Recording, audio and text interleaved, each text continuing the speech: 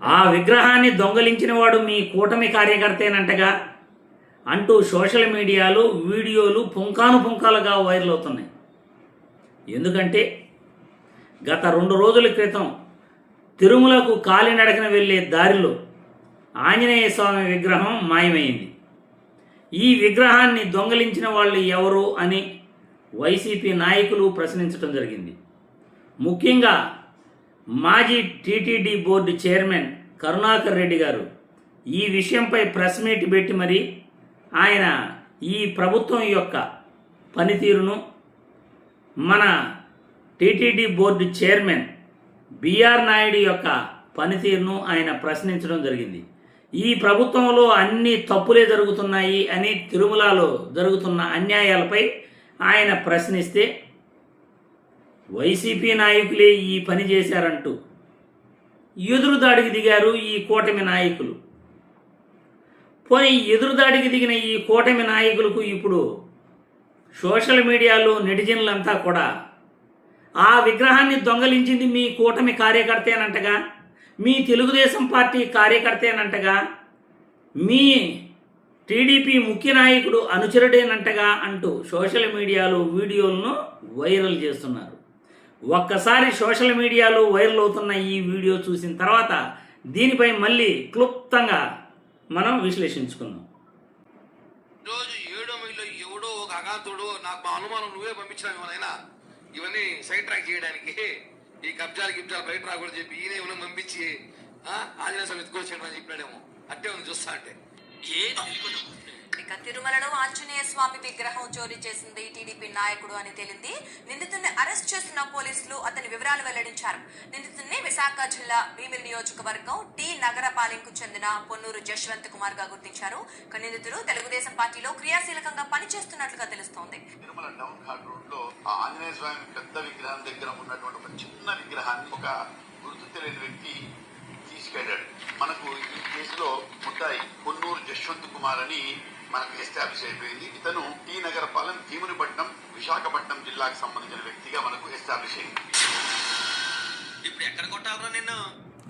చూశారుగా నిజాన్ని ఎలా నిర్భయంగా పోలీసు అధికారులు తేల్చేశారో. ఆ పోలీసు అధికారి నోటు గుండానే ఆ వ్యక్తి ఎవరో కూడా చెప్పేయటం జరిగింది. విశాఖపట్నం జిల్లా భీమిలి నియోజకవర్గానికి చెందిన పొన్నూరు జస్వంత్ అనే వ్యక్తి టీడీపీ కార్యకర్త.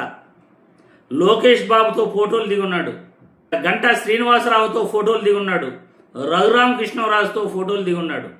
పక్కాగా టీడీపీ కార్యకర్త అని సోషల్ మీడియాలో వీడియోలు పుంకాలుగా వైరల్ చేస్తూ వాళ్ళ ఫోటోలతో సహా ఆ పొన్నూరు జస్వంత్ అనే దొంగతనం చేసిన ఆ దొంగ ఫోటోల్ని, ఆ దొంగ ఎవరెవరితో ఫోటోలు తీసుకున్నాడో ఆ ఫోటోలన్నింటినీ కూడా సోషల్ మీడియాలో వైరల్ చేస్తున్నారు. మరి ఇప్పుడు ఏమంటారు టీడీపీ కూటమి నాయకులంతా అనేది ప్రజలకు సమాధానం చెప్పాలి. నోటికొచ్చినట్లు వేరే వాళ్ళపై బురద జల్లేయటం కాదు. నీతి నిజాయితీ అంటూ ఒకటి ఏడుస్తుంది. ఆ నీతి నిజాయితీతో మనం మాట్లాడాలి. అధికారంలో ఉన్నది మీరు. ప్రతిపక్షాలు అడుగుతాయి. ప్రతిపక్షాలు అడిగినప్పుడు చెవులు 2 గట్టిగా మూసుకోకూడదు, వినాలి. వినిన తర్వాత నోరేసుకుని వాళ్ళపై పడిపోకూడదు. సమాధానం సవ్యంగా చెప్పాలి. ఎందుకంటే అయ్యా రాష్ట్రంలో పోలీస్ శాఖ ఉంది, దొంగతనం జరిగిన మాట వాస్తవమేను, వాళ్ళు నిజానిజాలు బయటికి తేలుస్తారు, కొద్దిగా ఓపిక పట్టండి అని ప్రతిపక్షాలను బతిమలాడాలి, రిక్వెస్ట్ చేయాలి. ఇది అధికార పార్టీ యొక్క ముఖ్యమైన కర్తవ్యం. అధికారం ఉంది కదా అని చెప్పేసి ప్రతిపక్షాలపై నోరేసుకుని పడిపోవటం, మాట్లాడిన వాళ్ళను ప్రశ్నించిన వాళ్ళందరినీ కూడా అరెస్టులు చేసి కేసులు పెట్టడం, ఇదంతా కూడా పనికిమాలిన పనులు అంటారు. చేతగాని వాళ్ళు చేసే పనులు అని అంటారు. ఏ ప్రభుత్వమైనా, అది ఏ ప్రభుత్వం అధికారంలోకి వచ్చినా ప్రశ్నిస్తే మీ తప్పును ఒప్పుకోవాలి, లేకపోతే చేసిన తప్పు పైన క్షమాపణ చెప్పాలి. ఆ తప్పు ఎలా జరిగిందో వివరించాలి. అలా చేయకుండా నోరేసుకుని పడిపోవటం, మీరే చేసేసారని బురద చల్లటం, మాట్లాడిన వాళ్ళందరినీ దొంగలుగా చిత్రీకరించటం, ఇది ఎవరు చేసే పనులు తెలుసా?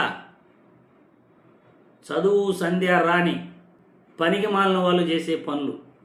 విజ్ఞతతో ఆలోచించండి.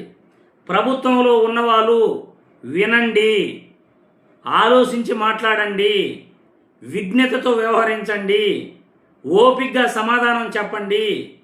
కేసులు పెట్టకూడదు, నోరేసుకొని పడిపోకూడదు.